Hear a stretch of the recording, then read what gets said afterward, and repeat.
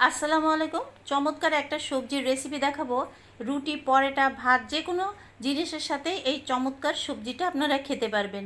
আর কালারটাও ঠিক একই রকম থাকবে। এরকম একটা গ্রিন সবজি টেবিলে থাকলে সবাই কিন্তু খুবই পছন্দ করবে। আর এই সবজিটা কিভাবে গ্রিন রাখতে হয় চলুন তাহলে শুরু করি। এখানে আমি বাঁধাকপি, উশি, ক্যাপসিকাম, গাজর আর নিয়েছি চাল কুমড়ো। সবজিগুলো কিভাবে একটার পর একটা সিদ্ধ দেবেন সেটাই আমি আপনাদের সাথে শেয়ার করব। আমি পানির ভিতরে দিয়ে দিলাম লবণ।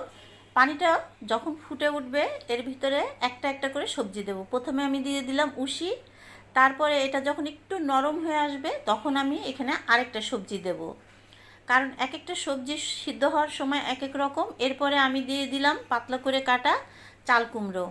এখন আমি দিয়ে দিলাম, একটু পরে দিয়ে দিলাম গাজর, তারপরে দিয়ে দিলাম পাতাকপি। আমার সবজিগুলো একটু হালকা নরম হলে আমি কিন্তু এটা পানিটাও ঝরিয়ে ঠান্ডা পানি দিয়ে দেব। অন্যদিকে আমি তেল দিলাম, দিয়ে দিলাম পেঁয়াজ, আর দিয়ে দিলাম ছোট করে টুকরো করে কাটা মুরগির মাংস। এই মাংস দিয়ে পেঁয়াজটা খুব সুন্দর করে ভেজে নেব। আমার মুরগির মাংসটা কিন্তু সুন্দর করে ভাজা হয়ে গেছে। এখন এখানে দিয়ে দিলাম কাঁচামরিচ, এতে করে মাংসর ফ্লেভারটা অনেক সুন্দর হয়।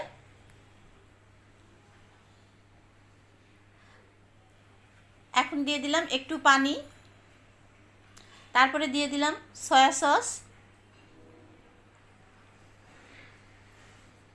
এখন এখানে আমি দিয়ে দেব একটু ভিনেগার, আর আরেকটু সয়া সস দরকার ছিল সেটাও আমি দিয়ে দিলাম। আর দিয়ে দিলাম কয়েক টুকরো আদা, দিয়ে দিলাম লবণ।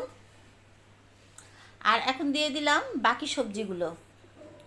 এই সবজিগুলো এখন মাংসের ভিতরে দিয়ে দিচ্ছি, হালকা নাড়াচাড়া করে নেব। সবজি কিন্তু এখন কিন্তু খুব বেশিক্ষণ আমি কড়াইয়ের ভিতরে রাখবো না। এরপরে এখানে আমি দিয়ে দিলাম একটু চিনি। এটা একটা টক মিষ্টি স্বাদের ব্যালেন্স হবে। দিয়ে দিলাম ক্যাপসিকাম, আর দিয়ে দিলাম কর্নফ্লাওয়ার। এখানে 2 টেবিল চামচ মতো কর্নফ্লাওয়ার দিয়ে নিতে হবে নামানোর একদম শেষে। ব্যাস 2-1 মিনিট নাড়াচাড়া করার পরে আমি এই সবজিটা নামিয়ে ফেলবো। আমার সবজিটা কিন্তু কমপ্লিট। দেখতেই পাচ্ছেন কালারটা কতটা সুন্দর। আমি আর একটু পানি দিয়ে দিলাম। ব্যাস, এখন আমি চলে যাচ্ছি পরিবেশনে। এরকম একটা সবজি কিন্তু সকালে, দুপুরে কিংবা যে কোনো সময়ে কিন্তু চমৎকার লাগে। আর এটা খুবই কালারফুল একটা সবজি রেসিপি। ভালো লাগলে একটা লাইক, একটা কমেন্ট করে দেবেন। দেখা হবে পরবর্তী কোনো একটা সুন্দর রেসিপি নিয়ে। আল্লাহ হাফেজ।